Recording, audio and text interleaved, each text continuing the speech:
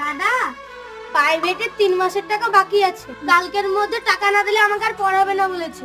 ঠিক আছে ভাই, তুই চিন্তা করিস না, আমি ব্যবস্থা করছি। তুই তাহলে যা এখন। ভাইকে তো বললাম কালকের মধ্যে টাকার ব্যবস্থা করে দেবো। এখন এতগুলো টাকা কিভাবে ম্যানেজ করব? চল। স্যার, বলছি যে ভাইয়ের 3 মাসের টাকা বাকি রয়েছে। আসলে স্যার সেরকম আমার কোনো কাজ হচ্ছে না এখন, তো আমি বলছি কিছুদিন পর টাকাটা থেমে দেব। আরে দাদা আপনি? আরে দাদা শুনছেন, আমার মানিব্যাগটা না হারিয়ে গেছে। আমি এখন ইন্টারভিউ দিতে যাব, আপনি কিছু টাকা দিতে পারবেন? আরে দাদা, আমার কাছে তো বেশি টাকা নেই, এই 100 টাকা আছে, আপনি রাখেন। ঠিক আছে দাদা, আপনাকে অসংখ্য ধন্যবাদ। আচ্ছা ঠিক আছে ভাই, সাবধানে যেও। আপনি সেই দিন আমাকে টাকাটা দিয়ে সাহায্য করেছিলেন বলে আজ আমি এই জায়গায়, না হলে হয়তো চাকরিটা আমি পেতাম না।